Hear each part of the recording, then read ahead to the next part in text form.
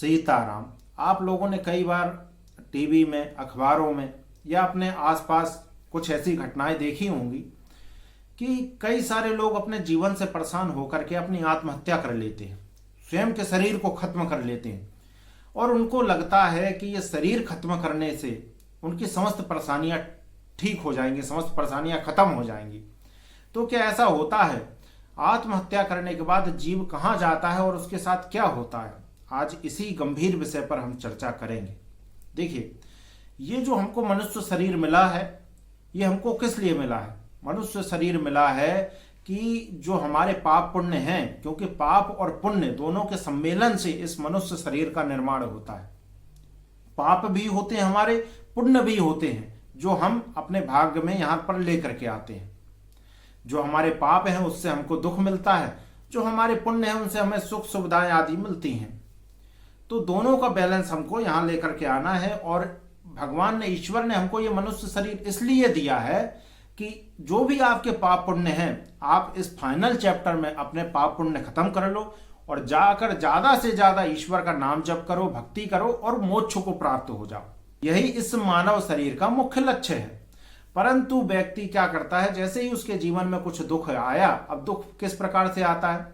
किसी प्रेम प्रसंग में था वो, उसकी प्रेमिका ने उसको धोखा दे दिया, या घर में पति पत्नी का झगड़ा हो गया, या अपने जिम्मेदारियों पर वो खरा नहीं उतर पाया, या किसी करियर का चुनाव करना चाहता था, कहीं एग्जाम आदि देना चाहता परंतु फेल हो गया। इन्हीं परिस्थितियों में व्यक्ति आत्महत्या करता है। देखिए, मान लीजिए किसी प्रेमिका ने किसी व्यक्ति को धोखा दिया और उसने आत्महत्या कर ली, तो शरीर तो उसका छूट गया परंतु आत्मा कहीं नहीं गई। एक जो निर्धारित जो आयु उसको मिली है, उस निर्धारित आयु तक उसको प्रेत योनि में यहीं इस पृथ्वी पर ही रहना पड़ेगा, क्योंकि वो आयु उसको पहले से निर्धारित करके दे दी गई है कि इतने वर्ष तक तुम रहोगे, तो वो यहीं रहेगा उतने वर्ष तक। उसने शरीर छोड़ दिया है परंतु वो चीजें अभी खत्म नहीं हुई हैं। वो विचार बिल्कुल उसके भीतर उसी प्रकार से चलते रहते हैं जिस प्रकार से जब वो शरीर में था तब उसके भीतर विचार चल रहे थे। अब वो देख रहा है कि उसकी प्रेमिका तो और ज्यादा खुश है, उसने किसी और से विवाह कर लिया और वो बढ़िया जीवन जी रही है। अब वो उस प्रेत योनि में रोता है, तड़पता है, चिल्लाता है, परंतु वहां पर उसको कोई सुनने वाला भी नहीं होता। यहां पर मनुष्य शरीर में तो वो अपना दुख किसी से कह सकता था, किसी से अपना दुख बांट सकता था, अपने जीवन में परिवर्तन कर सकता था, कोई दूसरी प्रेमिका भी उसके जीवन में आ सकती थी, परंतु उसने स्वयं के शरीर को खत्म कर लिया। अब वो चाह करके भी कुछ नहीं कर सकता और मानसिक पीड़ा और शारीरिक पीड़ा तो उसको उसी प्रकार से झेलनी पड़ रही है। वो जो एक प्रेत, जो सूक्ष्म शरीर हमको मिलता है प्रेत योनि का, उस शरीर में भी उसी प्रकार से भूख लगती है, उसी प्रकार से हमको प्यास भी लगती है, परंतु अब वो ना खाना खा सकता है, ना कहीं पानी पी सकता है। भूख से तिलमिलाएगा, प्यास से व्याकुल होगा, परंतु वो कर कुछ नहीं सकता। ऐसे मान लीजिए किसी पत्नी ने आकर के पति से लड़ाई हुई, उसने जाकर के फांसी लगा ली। अब उसकी भी सेम यही स्थिति है, उसको भूख लगेगी, प्यास लगेगी, तड़पड़ाएगी, बिलकेगी, परंतु किसी से कुछ कह नहीं सकती। देखेगी कि उसके बच्चे उसकी आंखों के सामने रो रहे हैं, तड़प रहे हैं, परंतु वो अपने बच्चों की सहायता नहीं कर सकती। और पति तो दूसरे दिन, कुछ दिन बाद दूसरी पत्नी ले आएगा। बच्चों की स्थिति तो और बद से बदतर हो गई, नर्क हो गई ना बच्चों की स्थिति, और उसकी स्वयं की जीवन नर्क हो गया, क्योंकि अब वो प्रेत योनि में है, चाह करके भी कुछ नहीं कर सकती। पीड़ा बिल्कुल सेम वैसे ही है, जो पीड़ा उसको शरीर में जिस प्रकार से मानसिक पीड़ा थी, उसी प्रकार से मानसिक पीड़ा उसको शरीर छोड़ने के बाद भी है। और व्याकुल होता है और तड़पता है, चीखता है, परंतु उस चीख को भी सुनने वाला कोई नहीं है। और यहां तक तो फिर भी ठीक है, फिर वो क्या करेगा? अब उसको क्योंकि प्यास लग रही है, भूख लग रही है, व्याकुल हो रहा है, तो वो प्रयास करेगा किसी के शरीर में प्रवेश करने का। घर में यदि कोई ऐसा व्यक्ति है जो अशुद्धता से रहता है, तो वो उसके शरीर में आसानी से प्रवेश कर जाएगा और उसके जीवन को नर्क बनाएगा। स्वयं का जीवन तो उसने नर्क बना ही लिया है। उसके शरीर में प्रवेश करके वो खाने पीने का प्रयास करेगा, स्वयं को भोगने का प्रयास करेगा, क्योंकि इच्छाएं खत्म नहीं होती। ये विश्वास मानिए, जो हमारे धर्म शास्त्रों में ये जो लोग तर्क कुतर्क करते हैं ना, जितने भी ये मंदबुद्धि हैं, ये लोगों ने हमारे धर्मशास्त्र बिल्कुल पढ़ा नहीं होता और ये ज्ञान देने आ जाते हैं। ये ठीक इसी प्रकार से है कि कोई 10वीं पास भी नहीं है और वो MBBS की पढ़ाई पर ज्ञान दे। यदि कोई व्यक्ति हमारे धर्मशास्त्रों को, हमारे पुराणों को पढ़ेगा तो वो उससे रिलेट कर पाएगा कि इसमें जो चीजें लिखी हैं बिल्कुल 100% सत्य लिखी हैं। वो स्वयं महसूस करेगा पढ़ने वाला। और कई कई चीजें हमारे पुराणों में, आप ज्यादा नहीं, श्रीमद् भागवत महापुराण ही उठा करके देख लीजिए तो उसमें कई चीजें साइंटिफिक तौर पर सिद्ध करके लिखी हुई हैं। तो हमारा जो वैदिक कल्चर है, हमारा जो वैदिक साइंस है, वो ऐसे ही नहीं है। उसमें जो सारी चीजें हैं वो 100% सत्य लिखी हुई हैं। तो प्रेत योनि में इस प्रकार से वो व्यक्ति फिर उसके स्वयं के घर में पितृदोष बनेगा, उसके बच्चों के ऊपर पितृदोष बनेगा। बच्चे समझ ही नहीं पाएंगे ये हो क्या रहा है, कहां से समस्याएं आ रही हैं। और क्योंकि वो एक नेगेटिव एनर्जी है तो वो उस घर में घूम रहा है, तो सारे अच्छे कार्य उस घर में होना बंद हो जाएंगे। उसको स्वयं को नहीं पता है, वो खुद नहीं चाहता है अपने बच्चों का जीवन खराब करना, परंतु कर रहा है। तो ये बात सत्य है। आत्महत्या करने के बाद यही स्थिति होती है जो मैं यहां पर बता रहा हूं आपको। ये मैं कोई ऐसे ही मनगढ़ंत कहानी नहीं बता रहा हूं। और यहां तक तो ठीक है जब आपकी आयु पूरी हो जाएगी, क्योंकि जितना आपको, मान लीजिए आपको 80 वर्ष की आयु दी गई थी, आपने 20-22 में आत्महत्या कर लिया, तो 80 वर्ष तक यही प्रेत बन करके घूमोगे और उसके बाद फिर नरक पहुंचोगे।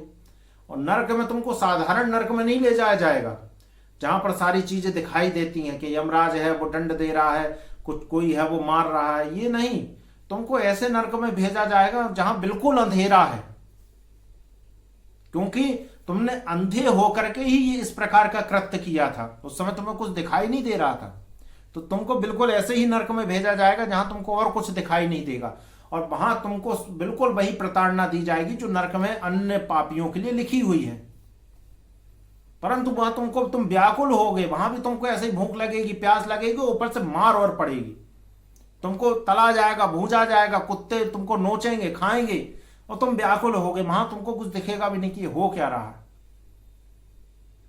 किसी व्यक्ति को वैसे मारा जाए तो ठीक है, यदि उसको कहीं अंधेरे में बंद करके मारा जाए, फिर देखो क्या उसको जो मानसिक जो टाउचर आता है ना, वो किस लेवल का होता है।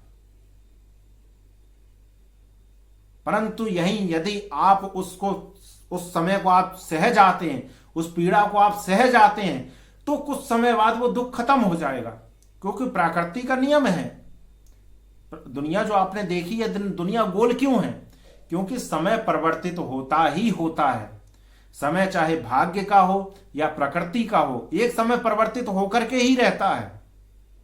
तो आज जो हमारे जीवन में दुख आ रहे हैं, ये सदैव ऐसे ही नहीं रहने वाले हैं। आज जो दुख की रात्रि है वो एक दिन सुख में सवेरे में बदल करके ही रहेगी, परिवर्तित होकर के ही रहेगी, ये निश्चित मानिए। क्योंकि ये मनुष्य जीवन मिला है तो जो हम पाप लेकर के आए हुए हैं, तो हम अपने साथ पुण्य भी लेकर के आए हुए हैं। तो एक समय हमको ऐसा मिलेगा कि हमारा जीवन, हमारी समस्याएं सब ठीक हो जाएंगी। परंतु यदि आपने आज कुछ समस्याओं के कारण इस प्रकार के गलत कदम उठा लिए, तो आप कई कई योनियों तक अपने जीवन को नरक बना ले जाएंगे और अपने से जुड़े हुए लोगों के जीवन को नरक बना देंगे। इसलिए हमें समझना चाहिए कि ये आत्महत्या तो 1% भी इसका समाधान नहीं है, बल्कि इस समस्या को कई कई गुना बढ़ा देने की ये एक प्रक्रिया है। तब ये आज हमने वीडियो क्यों बनाई है? कई सारे लोग हमसे कहते हैं हमें आत्महत्या करने का विचार आता है, ये आता है, वो आता है, फिर हम उनको समझाते हैं। परंतु हमें लगा कि इस विषय पर बोलना बहुत आवश्यक है। इसलिए यदि व्यक्ति को, जैसे बच्चे छोटे में रहते हैं, उनको छोटे से ही, बचपन से ही परमात्मा का आश्रय, परमात्मा का विश्वास दिला दिया जाए, तो वह व्यक्ति इस प्रकार का कृत्य जीवन में कभी नहीं करेगा। और जो इस प्रकार का कृत्य कर रहा है, उसको परमात्मा पे उस प्रकार से विश्वास नहीं है, विश्वास मानिए आप। उसने आध्यात्मिक ज्ञान यदि उसको प्राप्त होगा जीवन में, तो वो इस प्रकार का कृत्य कभी नहीं करेगा। क्या अर्जुन के जीवन में दुख नहीं आया?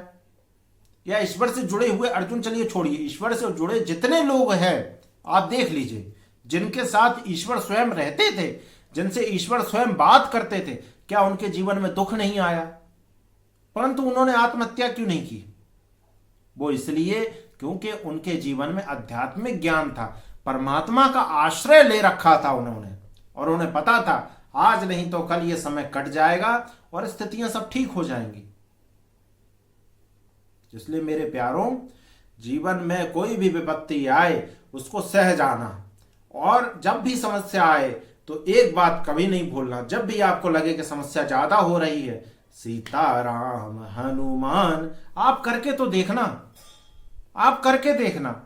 जीवन में आपका कोई काम आए ना आए, कोई रिश्तेदार, कोई आपका अपना परिवार का या आपका कोई मित्र काम आए ना आए, कभी विपत्ति में ऐसा लगे कि आप एकदम टूट रहे हो, अब आपका कोई साथ नहीं दे रहा है और आप एकदम गिरने वाले हो, आप उस परमात्मा को, परम तत्व को एक बार पुकार के तो देखना, जय श्री राम एक बार आप कहकर तो देखना, और आप देख लेना चमत्कार। अनुभव से चीजें बोल रहे हैं, ऐसे ही नहीं बोल रहे।